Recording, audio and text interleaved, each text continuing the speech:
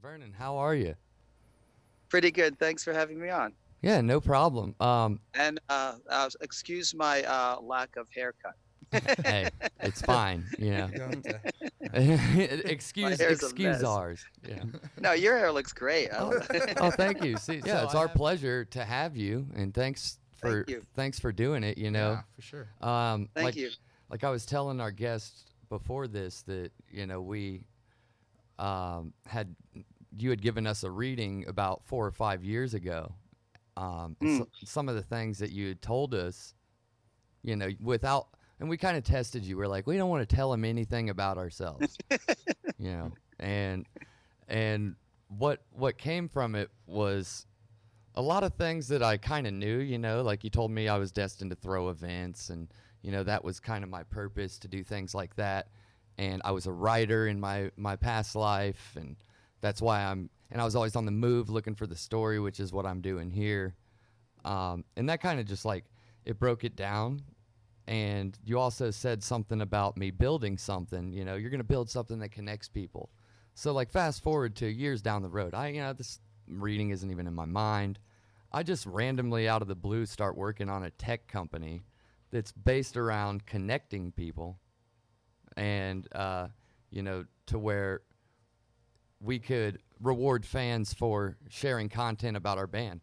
So, and you said you're going to build something, and it was just really crazy how it's adding to. I kind of moved into this tech thing, and as I'm moving into this tech thing, one night it just clicked. I was like, wait a minute. He told me all this was going to happen. And at the same time you Wow. had told Ralph that he's going to be getting into property and all this and that. Now Ralph owns a couple houses and rural property. So that's just some quick stuff about how we have became full believers in what you've got going on. That's So, funny. Thanks for telling me that. I appreciate that. yeah, no problem. It's always nice. Sometimes when you look at somebody's hand, you're looking at the totality of everything that's on their hand, when they're 20, when they're 30, when they're 40, when they're 50. So you may see something on a person's hand, um, and you may say, hey, in 5 years you're going to be doing this, and they have no access to it. They may think, how the hell's that going to happen? I don't know how that's going to happen. But because you can see the future, if you will.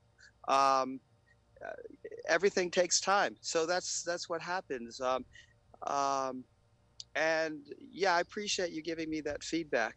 um, and another point I'd like to make about what you were saying earlier is that if you're going to someone who is, let's say, a reader, whether they're an astrologer, a palmist, whatever, numerologist, um, they're going to tell, if they're good, if they're professional, if they're seasoned, they're going to be able to tell you things uh, that you kind of already know about yourself.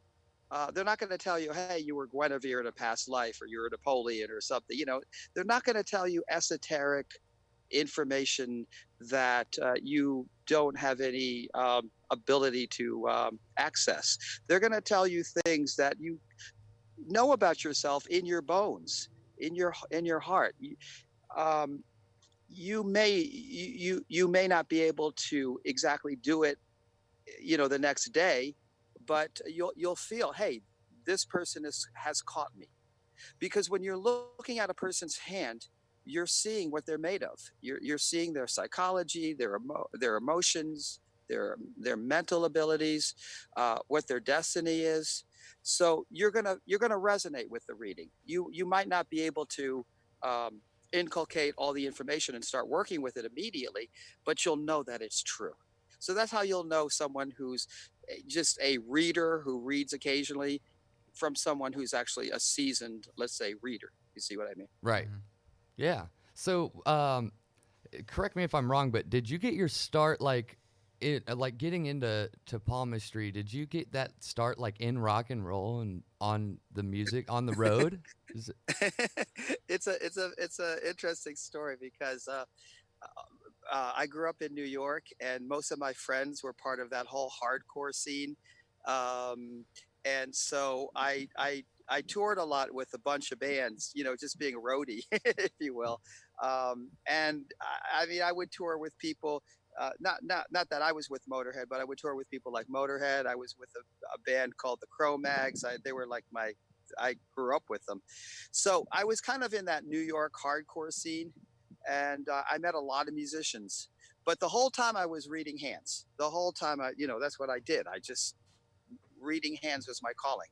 And so I never made any money in the music business. I wasn't trying to, but I was reading the hands of a lot of, let's say, famous musicians, musicians that were up and coming, people that got famous later.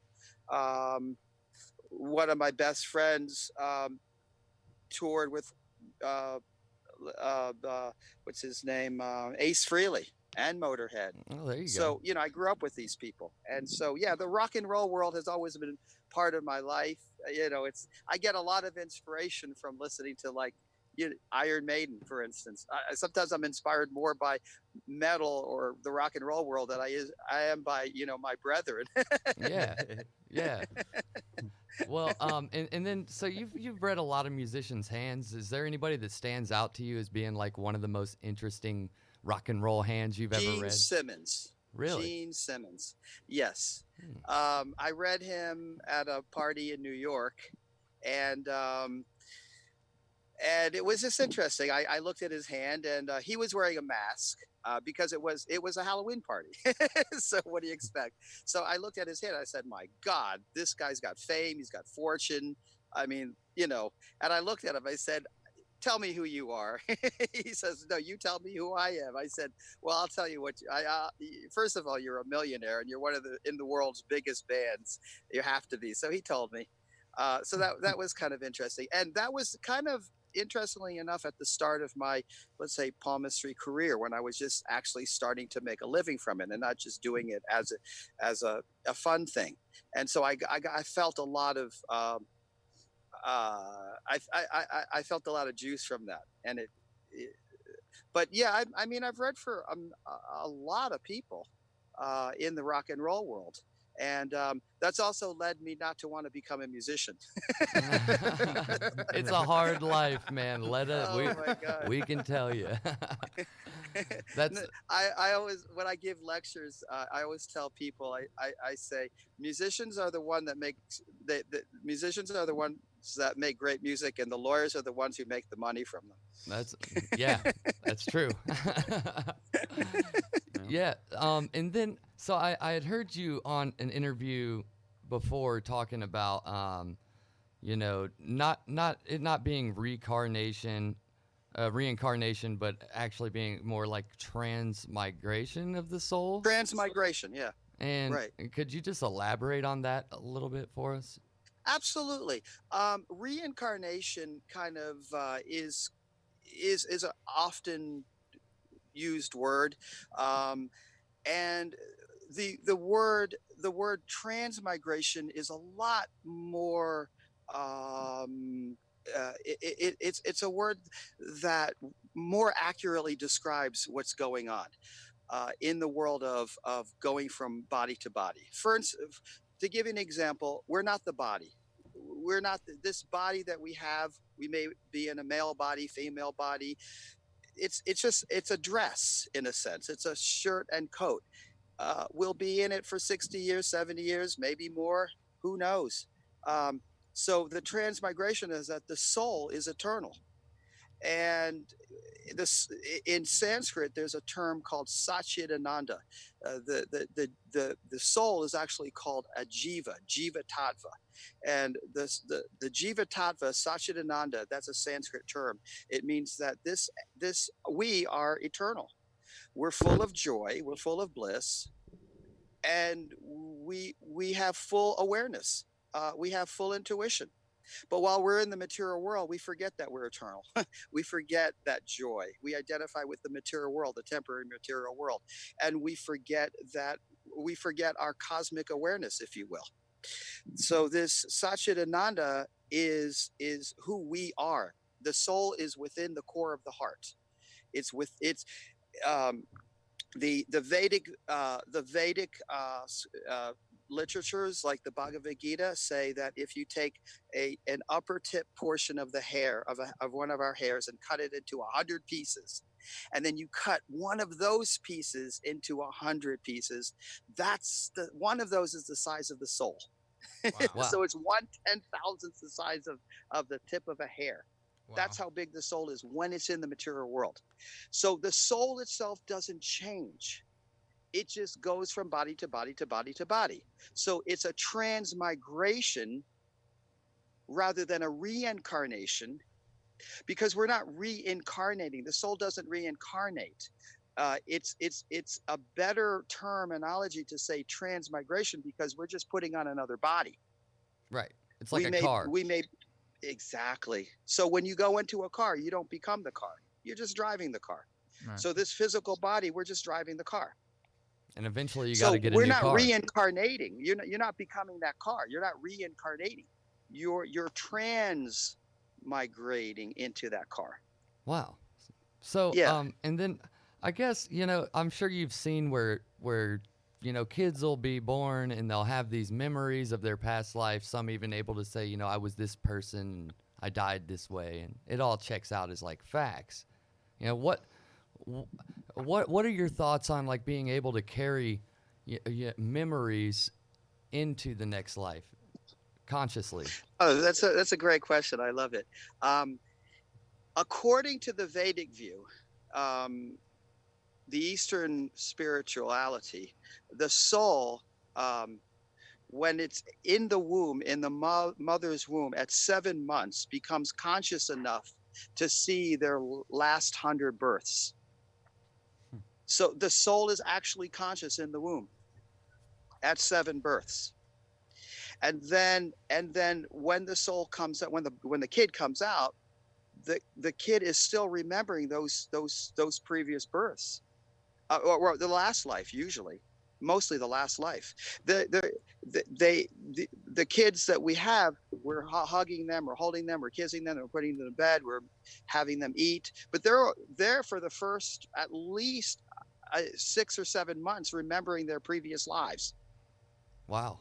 They don't remember, because this whole life they're not conscious. For the first, let's say 5-6 months, they have a new parents, new socialization, the whole thing is new. So, but they're inside of themselves, remembering their previous life.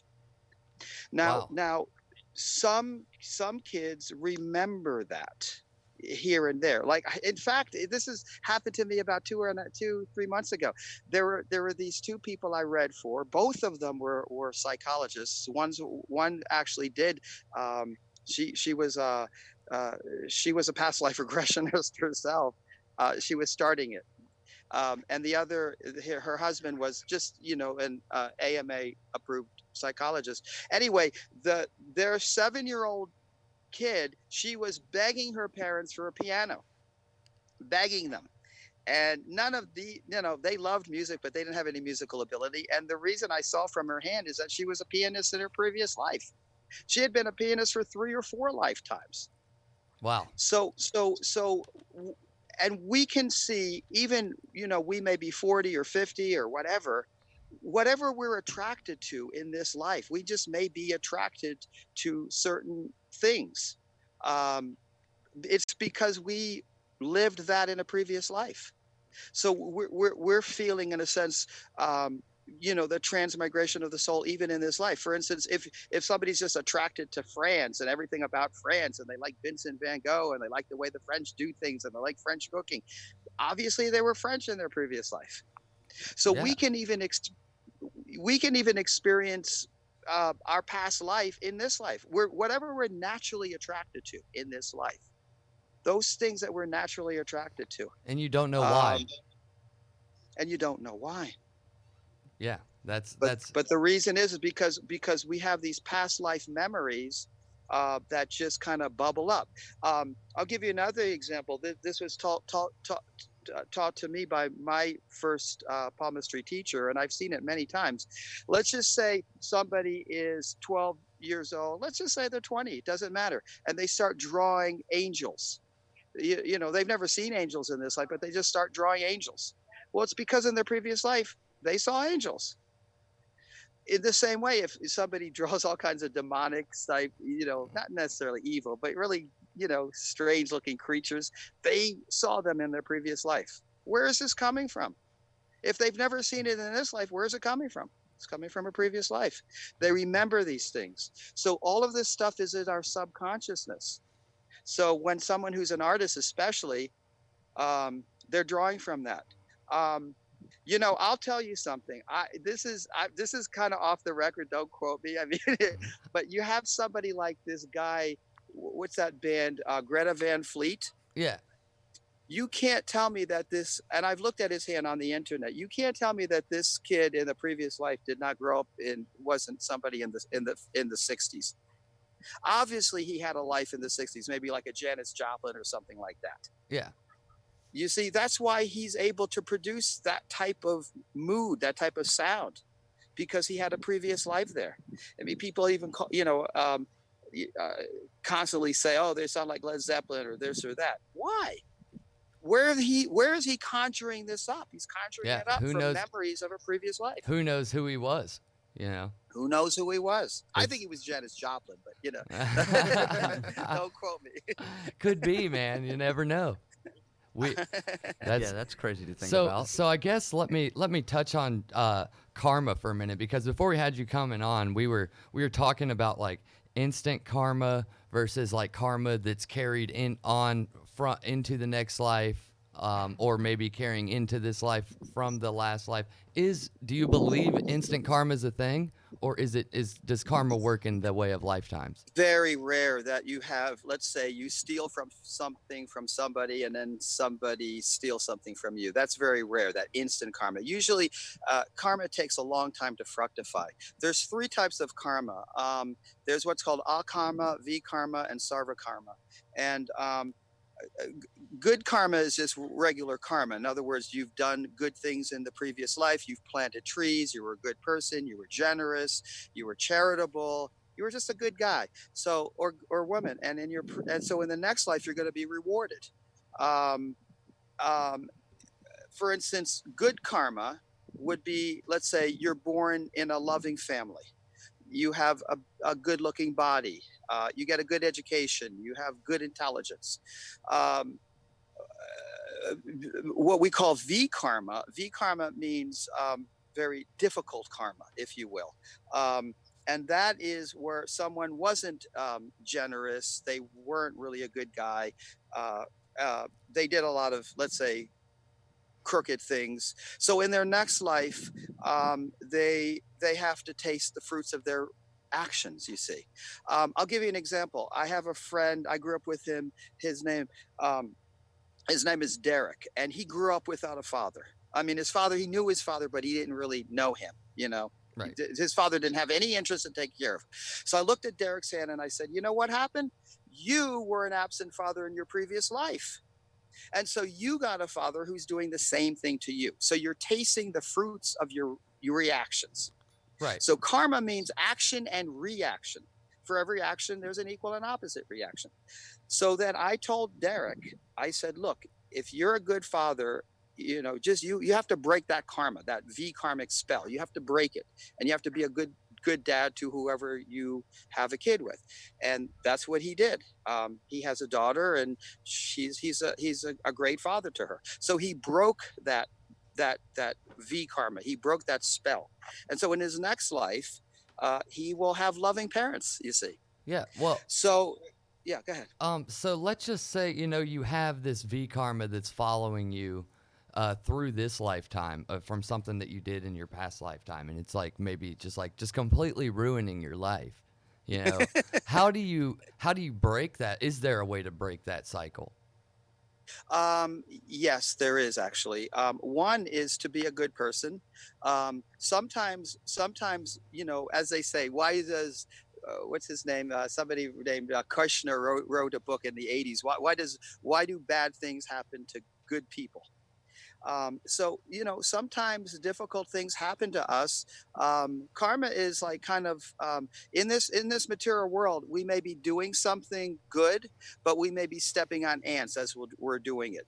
Karma is very mixed. You try to do good things, but sometimes in the material world, there's good and bad everywhere. So it's in order to kind of nullify bad reactions coming from previous lives. Be humble, be tolerant. If the best way to give up a bad karma, or to release it, is to be tolerant and to be humble. And when people do things to you, realize that th- we probably did the same thing to that person in a previous life. Otherwise, they could never do it to us. If something happens to us in this life that is not agreeable to us, we have done the same thing in a previous incarnation. And No question about that. what about people? Like when you feel a deep connection with somebody right off the bat, like with me and Ralph, we're brothers, but brothers split all the time. It's not all the time, and brothers will spend every waking minute together of their entire life. But that's what we do, and it's the same thing, with Buddha. We have these connections with each other that we've had our entire lives. Yeah. Like, You is knew that? each other in your previous life. That's what I'm You thinking. knew each other. You're simply reviving a relationship you had with that person, with Buddha, and like you're simply reviving that relationship from a previous life. Have you ever noticed that like sometimes a man and a woman will date like once or twice, have a big argument, and that's that. They never want to see each other again. And then you meet two other people, and they're constantly arguing, they're constantly bickering, and they've been bickering for 2 years, and they get married. It's because they've been together in a previous life. That's not gonna A few arguments is not gonna break them up. So it happens a lot. That it happens all the time. Like for instance, if you're a parent and you have a kid, at some point in a previous life, you knew that entity that's being born to you. You Wow. cannot give so much love and attention to someone, and just full on affection, unless you knew that person before. Wow. And did So you have yeah. one more karma to talk about other than the? Well, we all face, sometimes karma is called drinking a milkshake with a little bit of sand in it.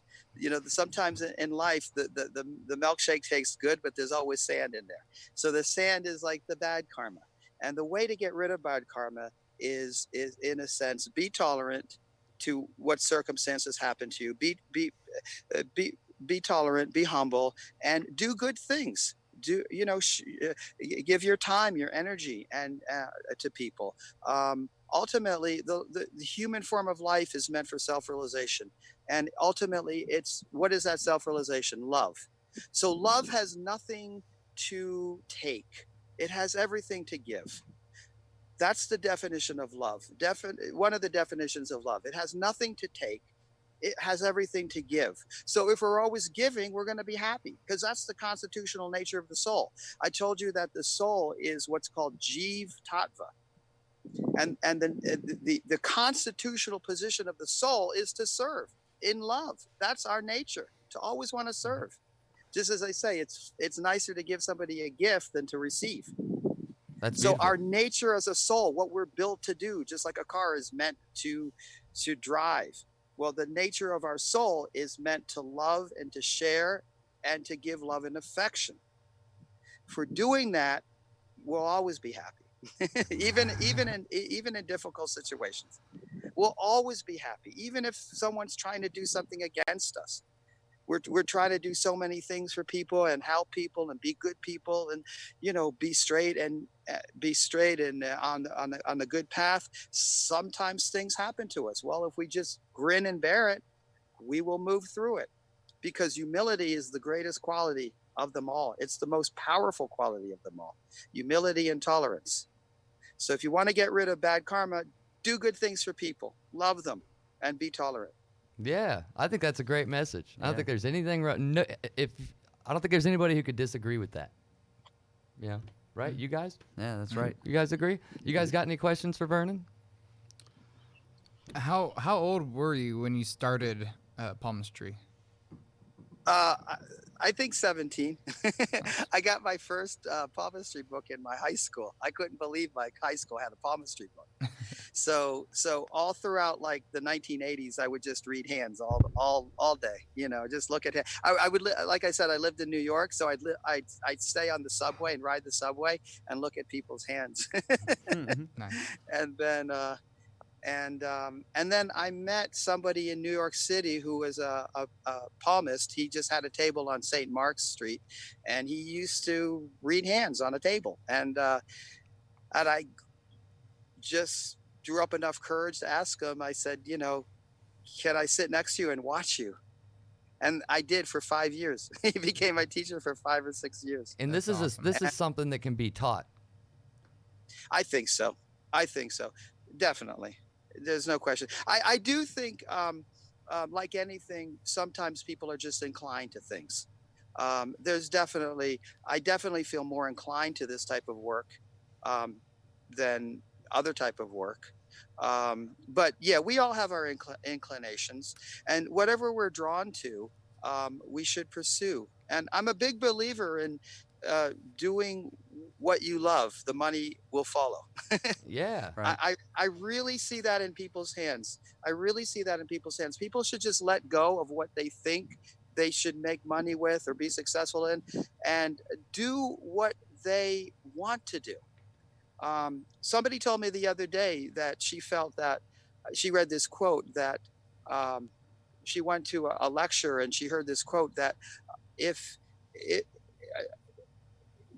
if you do something that's a hobby, make it into a career. Yeah. So it was like that with me. Palmistry, I never really wanted it to become my career. I never even thought about it. It just became my career. And I think the best careers are like that, when people just feel called to do something, Yeah. and then it becomes a career. Well, Right. you've got to work hard at anything you want, and if you don't love it, how hard are you really going to work, Yeah. So, Yeah. Yeah, Ralph, do you have definitely. any questions?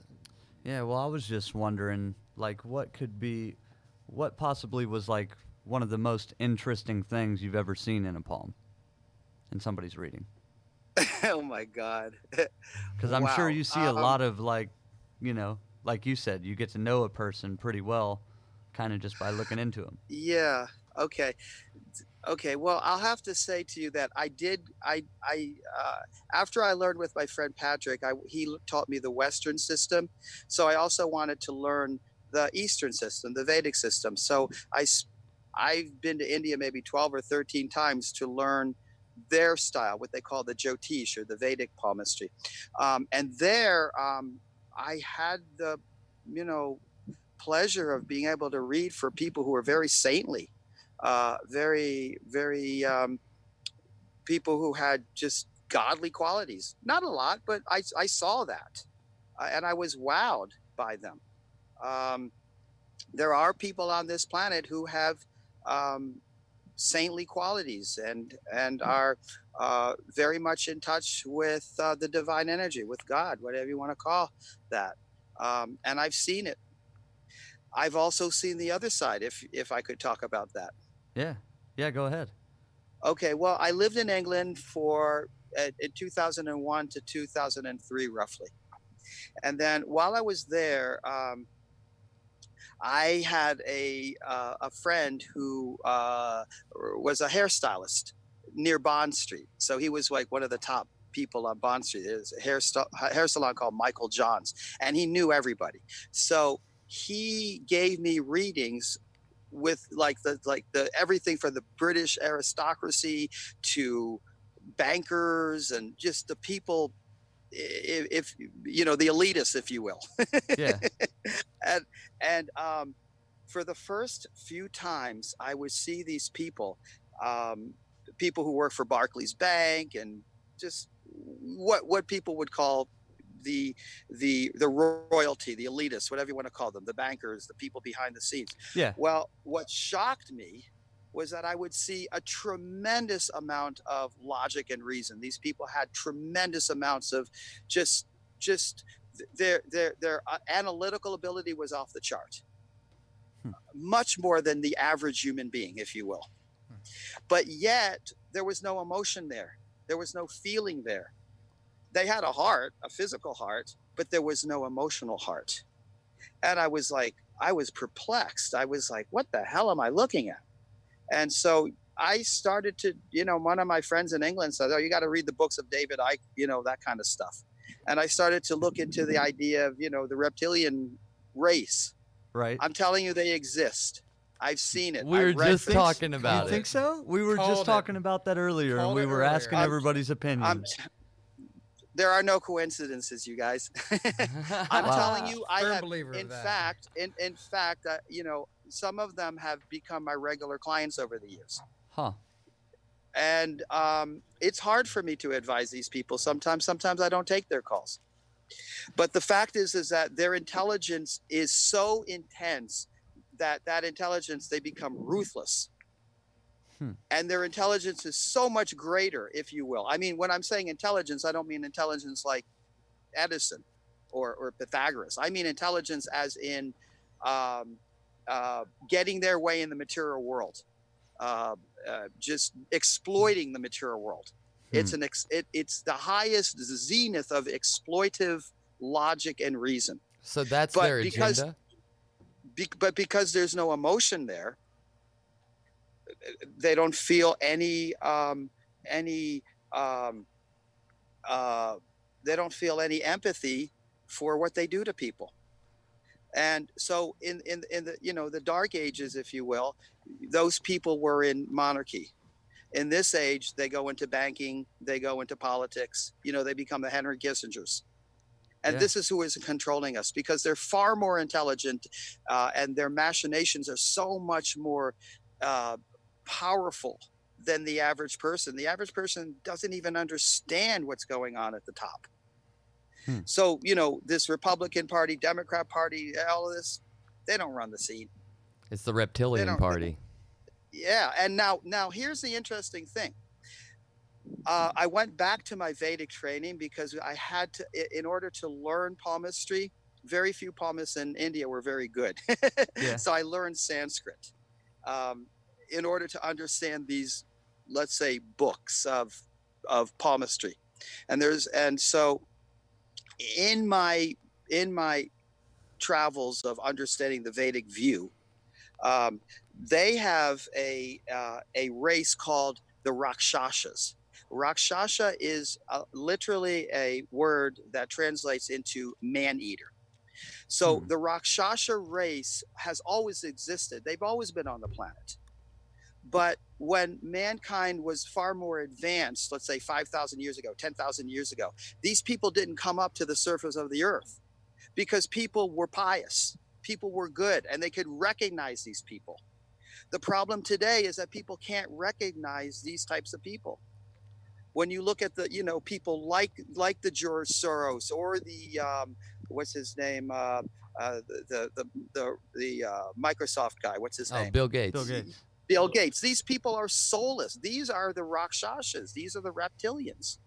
But when the media talks about them, they're philanthropists. Philanthropist, billionaire philanthropist, Bill Gates. Billionaire philanthropist. Sponsoring vaccines. Exactly. Ridiculous. I'm telling you, this guy he's one of the Rakshasas, or as people call them today, the reptilians. Now, the fact is that people today, unfortunately, most of the people being born right now have not had very many human lives, maybe 5, 10 at best.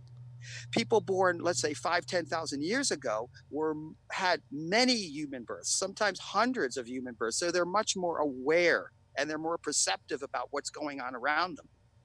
Yeah, and some people would just like to stay asleep and not even think about it. Most people want to eat and sleep and mate and defend. And they're happy just to do that. If they can just have a job and make money and, eat well and mate well and sleep well, and they're happy. But, that's true.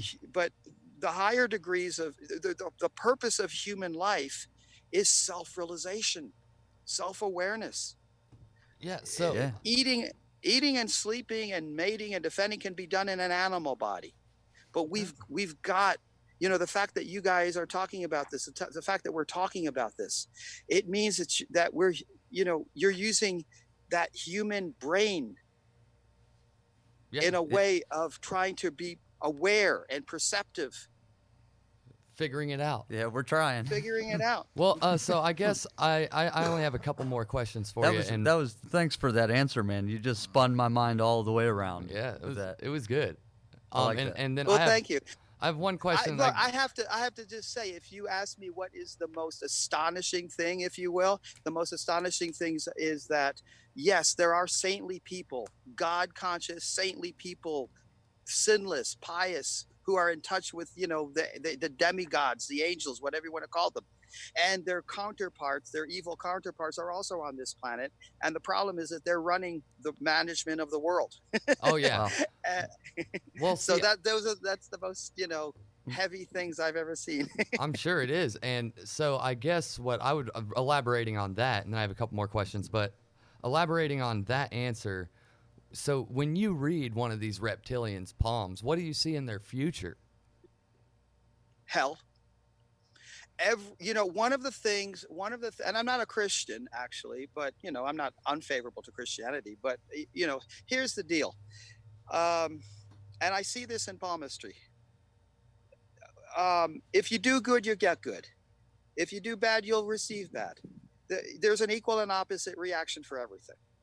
So if somebody, let's say like a Bill Gates with his vaccines, kills 400,000 women in India over the last couple of years, he is going to himself be killed in the same way in the next lives, Right? until he realizes, hey, I've got to be a good person. Yeah. I see And that. then when we're on the path of, let's say, righteousness, I'm just using that word, of piousness, of goodness, we're just trying to help people, help ourselves, and we're trying, then the universe gives us everything. Awesome. Then we're met with good circumstances. So yes, you can't get away with anything. This material, for instance, I'll give you an example. If we know not to put our hand on the burner on the stove, because we know we'll get burned. A 5-year-old doesn't, but a 5-year-old will get burned if they do it. Even if it doesn't know, the fire's not going to say, oh, this is a 5-year-old kid. So material nature, it can be very cruel. It's going to burn. And so our actions will achieve opposite reactions. Yeah. So all these reptilians, rakshasas that are doing bad things to people, they will have to suffer in the same way for, God knows, billions of lifetimes. They're not going to escape.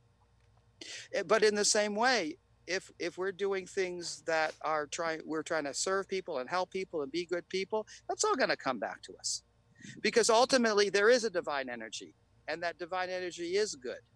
Ultimately, at the core of everything, there's a divinity, and that divinity is looking at what we do. Awesome. And it's helpful. Wow. That's a lot to think about. That is- If you do good, you'll get good. You Yeah. know? I'm a firm believer in that, Yeah. for Yeah. sure. So I guess one thing I wanted to ask is, and then I just have one more question. If we were to schedule, because you have read me and Ralph's palms, but you haven't read Buddha's, and if we were to schedule a reading with Buddha, do you think that we could do it live on the air? That would be interesting. Yeah. Why not? All right. Cool. Well, we'll be in touch about that in the future. That sounds good. And I guess Yeah. Buddha has a question he passed me, asking about purgatory. Yeah, is there a purgatory for some of these souls that maybe don't do well, or just a soul that doesn't have a car to go into yet? Yeah, that's a great question. Just like there's heaven, when Jesus preached that there was a heaven, heaven is for people who do good things. They're pious, they're helpful, they're sharing, they give a lot of their time and energy and even money. There's heavens, there's when the Bible talks about angels, the Vedic path talks about what's called Gandharvas.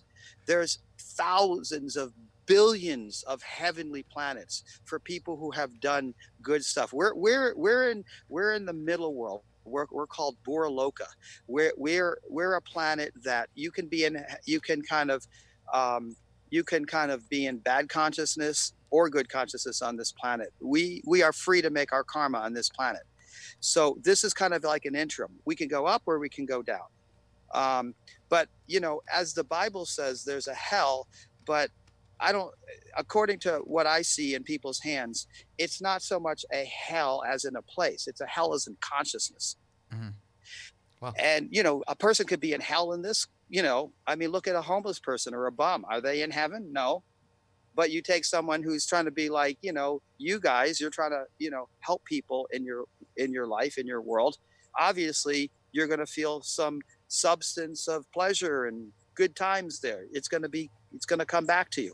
Oh yeah. So hell, if you will, it's called Naraka Loka. Naraka means the place of rectification. So these souls go down there and they have to, go into all the people that they hurt. They have to take on those bodies. If you kill, you will be killed. Even Christ said that, So if you do good, you'll get good. Awesome. Yeah. So, but anybody on the path of, let's say, they're trying to help, absolution comes almost immediately. Because what we really are is consciousness. We're trying to enter into pure consciousness. What is that pure consciousness? To be loving, to be warm, to be affectionate. And so the divine energy, when they see that, they become compassionate towards anyone like that. But someone like a George Soros or these kind of people, my God, they'll never. My God. One of the things about the human form of life is that it's consciousness that takes us where we have to go. Yeah. The body, you could be in any situation, in any body, in any circumstance, and be the happiest person. Self-realization can come in a second. Wow. It's not based on the body. There's examples, for instance, of even animals in the Vedic literature. There's a book called the Srimad-Bhagavatam. It was written 5,000 years ago. There was a deer who was a pure 10% devotee of God. He was called a Shaktavesh avatar, who was a deer. Wow. And he was completely a God-conscious person. And in his next life, he became a king called Bharat Maharaj. And he was everybody loved this king. He was a God-conscious king. He was called a Raj Rishi. Raj Rishi means a God-conscious king, and everybody loved him. Wow. And so it doesn't matter what body we're in. What's important is, do we express love? Do we express affection? Because that's the goal.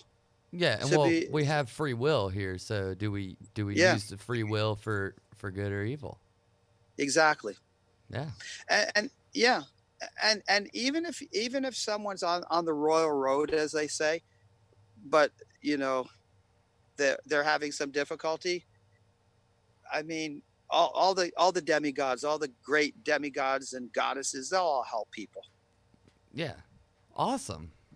Man, that's such a good interview. Thanks for doing this, man. Well, thank you. Really appreciate it. I think it gives us a lot to think about, and maybe we can schedule up a palm reading for Buddha and get you on here doing that live. I think it'd be a lot of fun. And then we just have one more question that we ask every one of our guests. What are your thoughts on Bigfoot? I believe he exists. I kind of think that he's hard. I think he or she is interdimensional, and that's why they're hard to photograph. Me as well. They don't photograph well because they're interdimensional. I believe that every single planet in this universe is inhabited, but I also believe that a lot of the aliens and the interdimensional things that we see are coming from this planet.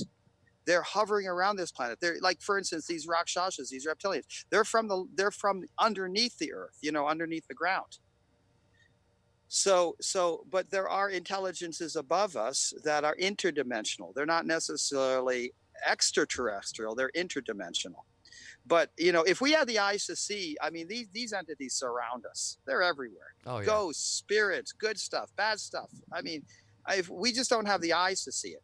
So in one sense, our eyes can't really process the Bigfoot. But yeah, I think he's real. I mean, according to the Vedic view, there's 8,400,000 species of life.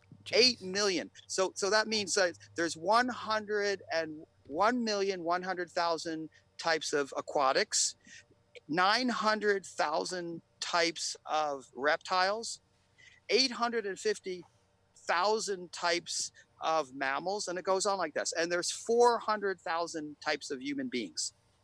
Wow. And now these are scattered on this planet and planets all over the place. 8,400,000 species of life, according to the Upanishads. And so, I mean, look at our planet. I mean, look at all the human beings on this planet. I mean, there's everybody from the Rakshasas to the saintly people. There's everybody from, the bum on the street to a person who's, a multimillionaire. Yeah. And imagine what we see on this universe is a ceremony of life.